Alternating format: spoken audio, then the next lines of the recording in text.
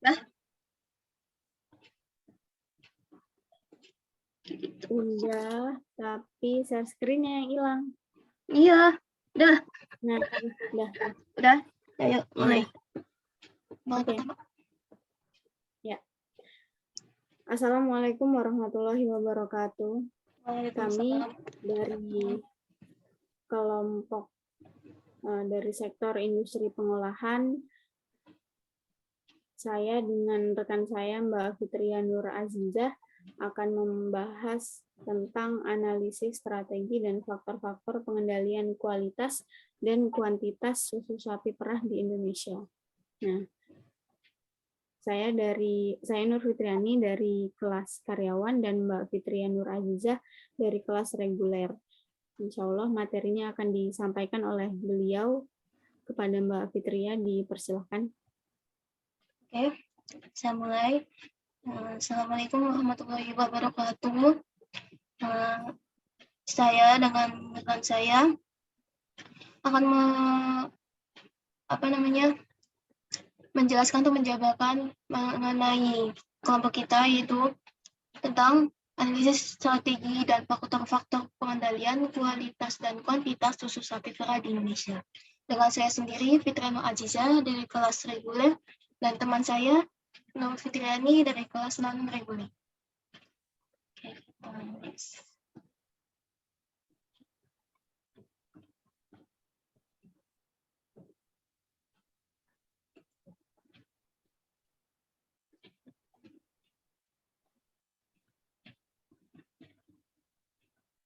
Yang pertama ada susu.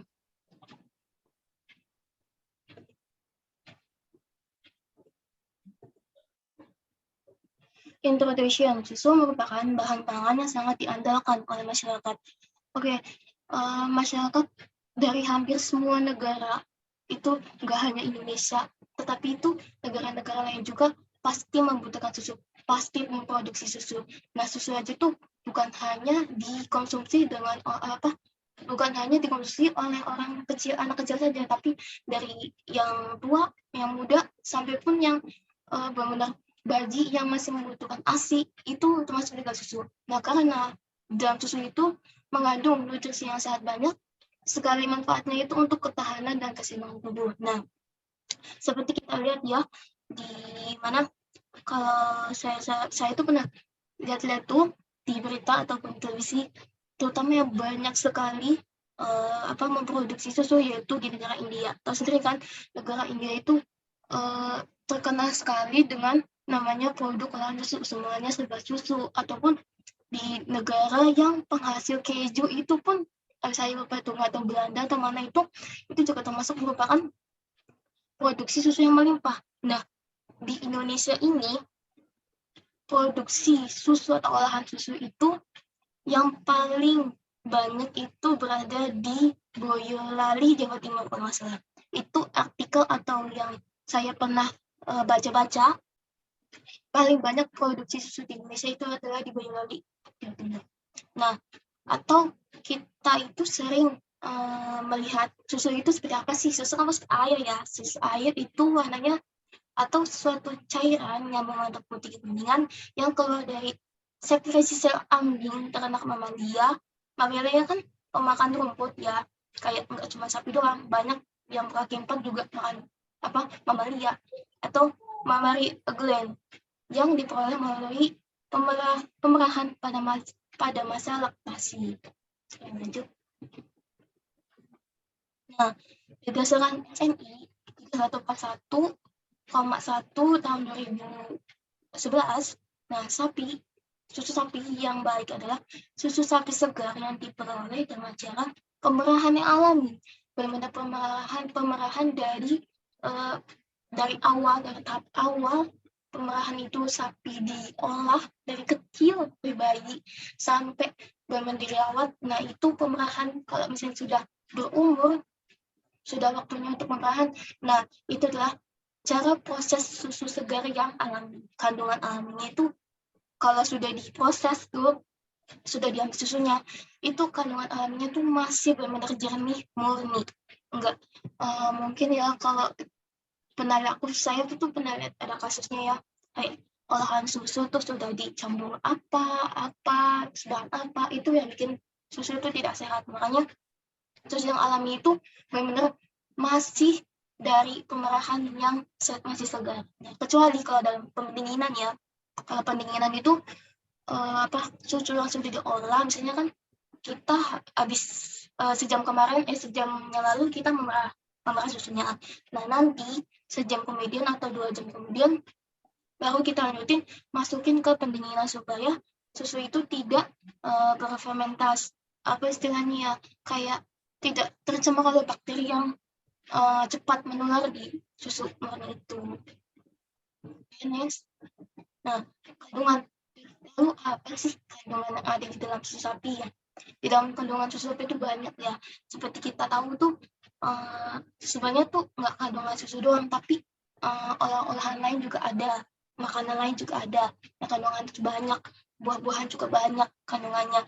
Tapi susu ini kandungannya tuh udah termasuk air, karbohidrat, air ya itu, ya susu yang kita perah itu karbohidratnya, nutrisinya, lemak, vitamin, protein, mineral, itu tuh kalau kita konsumsi itu udah buat imun sama tubuh kita tuh makin kuat. Jadi dari pengalaman yang saya lihat tuh, misalkan om saya kan pernah tinggal di India.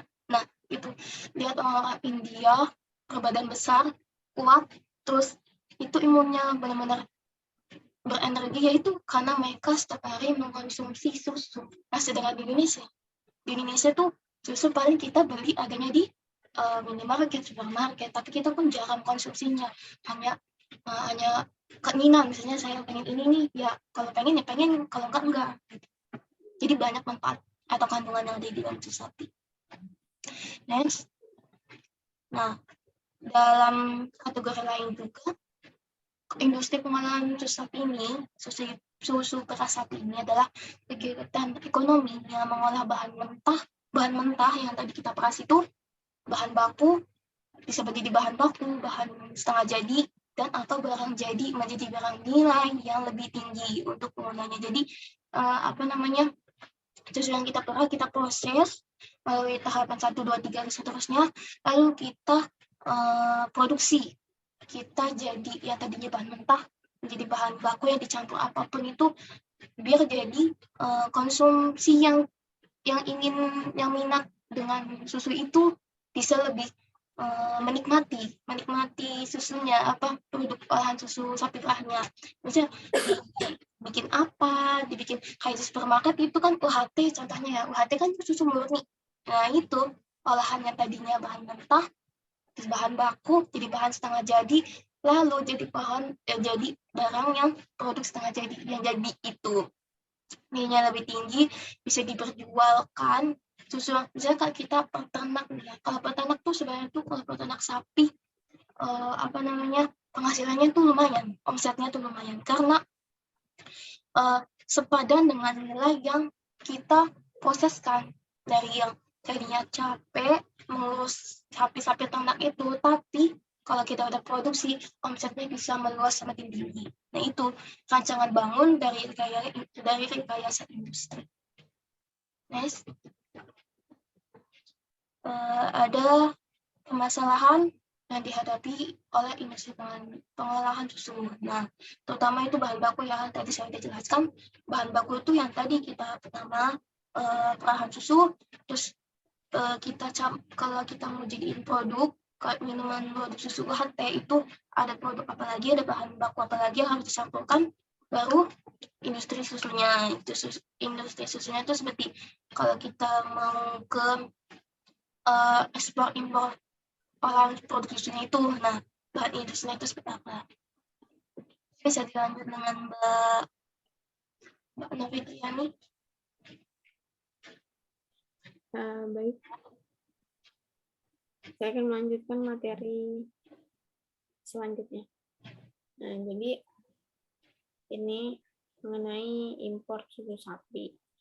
Nah, jadi dalam hal impor susu sapi ini di Indonesia masih cukup tinggi, yaitu sekitar 20%. Kemudian daging susu sapi itu adalah 45%.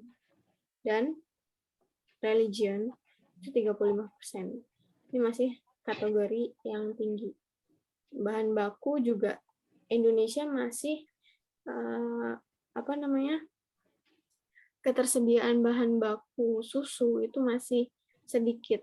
Makanya Indonesia masih mengimpor yang namanya susu. Nah, ini kemudian selanjutnya kunci kemitraan. Jadi kunci kemitraan ada beberapa. Yang pertama, KUD susu sekitar.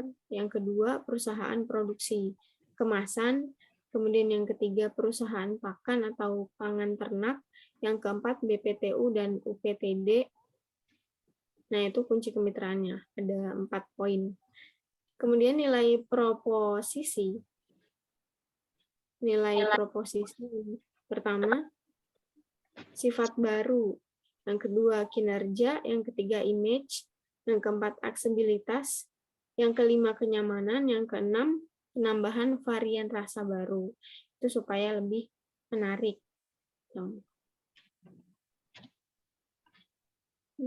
Kemudian selanjutnya,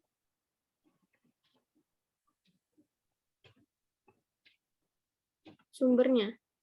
Sumber kunci itu yang pertama tidak berwujud. Yang kedua, peternakan nyata.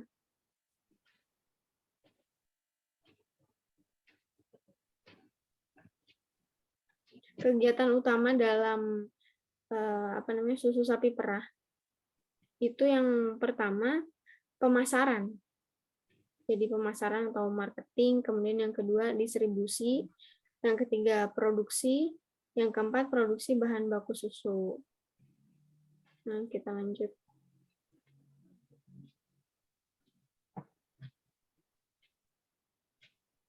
Hubungan pelanggan antara distributor dengan pelanggan atau produsen dengan pelanggan itu yang pertama saluran komplain. Harus ada saluran komplain agar ketika ada pelanggan yang ingin menyampaikan sarannya, kritiknya bisa langsung sampai kepada produsen, kepada pembuat susu sapi perah. Jadi ada saluran komplainnya disediakan. Kemudian yang kedua, sales, penjualan langsung. Yang ketiga, saluran komunikasi media sosial. Yang selanjutnya, channel atau saluran. Ini ada 2, yaitu saluran langsung dan saluran tidak langsung. Selanjutnya mungkin dilanjut oleh Mbak Fitria. Oke. Ya. Ada segmentasi pelanggan. Segmentasi pelanggan itu banyak ya, seperti keluarga ekonomi menengah atas. Jadi kalau keluarga ekonomi menengah atas itu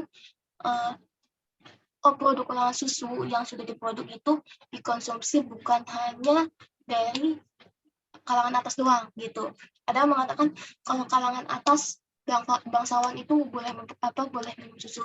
Kayak misalnya kita pernah lihat ya di televisi itu kayak di On The Spot atau di mana pengetahuan di zaman dulu tuh seperti itu. Orang yang bisa minum susu itu hanya kelas orang bangsawan saja. Tapi seiring berkembangnya zaman dari tahun ke tahun itu segmentasi pengolahan produk susu itu bukan hanya dikonsumsi dengan orang yang kalangan atas saja, tapi kalangan dari ekonomi bawah itu pun juga bisa mengonsumsi. Misalnya di toko-toko ya sekarang ada tuh susu kotak yang kecil, yang mini untuk kayak anak sekolah TK atau SD itu. Nah itu misalnya itu bisa jadi solusi alternatif dari keluarga ekonomi yang kelasnya bawah. Jadi nggak harus memandang dia dari keluarga atas bisa mengkonsumsi susu gitu, enggak, tapi semuanya tuh bisa. Nah sekarang ada biaya produksi. Biaya produksi itu kayak pengolahannya ya, produksi pengolahannya dari awal sampai akhir itu budgetnya berapa, terus distribusinya, distribusi kayak pengemasan, pengecekan, terus mungkin ada Kalau dulu ya masih sama karyawan, tapi sekarang udah pakai teknologi canggih karena mungkin masih ada yang pakai manual manusia, tapi distribusinya pun itu pun pembiayaan dari yang tadinya manusia dengan mesin itu berbeda lagi produksinya biayanya. Nah sekarang ada biaya karyawan atau peternakan. Nah karyawan peternakan itu yang dari dia itu yang ngurus, bukan sih kayak penjaga kandang atau penjaga perkebunannya itu, bukan peternakannya. Nah terus karyawan yang bahan pangan sapi itu, peternakan sapinya dan lain sebagainya itu juga harus membutuhkan biaya. Lanjut. Ya, aliran pendapatan omset pendapatan dari usaha yang kita perjualkan dari susu perah itu. Nah, yang pertama ada penjualan produk olahan susu dari produk terbaru. Misalnya susu yang kita produksi itu kemasannya lama dan peminatnya itu makin berkurang dari yang tadinya naik, terus lama-lama banyak persaingan kan, nggak cuma hanya satu produk susu saja, tapi udah banyak dari produk susu yang diolah terus menerus sampai bisa konsumsi itu minat dengan penjualan produknya. Jadi kita harus berpikir secara inovatif ke depan dan kreativitas, bagaimana sih caranya produk olahan susu yang kita dari peternakan sapi perah kita itu diproduksi dan penjualannya itu bisa cepat meroket, misalnya gitu, cepat terjual oleh konsumen, tuh konsumennya suka, dan macam-macam sejenisnya itu produk lainnya juga sama. Jadi aliran pendapatannya itu kita harus bisa manajemen dari olahan pertama sampai tahap akhir itu harus tahu aliran pendapatan dananya seperti apa. Ya, lanjut. Ya. Sekian presentasi dari saya dan teman saya. Saya akhiri. Assalamualaikum warahmatullahi wabarakatuh. Waalaikumsalam warahmatullahi wabarakatuh. Ya, cukup sekian. Mungkin masih banyak yang kurang dari kelompok kami mengenai analisis strategi dan faktor-faktor pengendalian kualitas dan kuantitas susu sapi perah di Indonesia. Segala kekurangan dan kesalahan dari kami minta maaf. Assalamualaikum warahmatullahi wabarakatuh. Waalaikumsalam warahmatullahi wabarakatuh.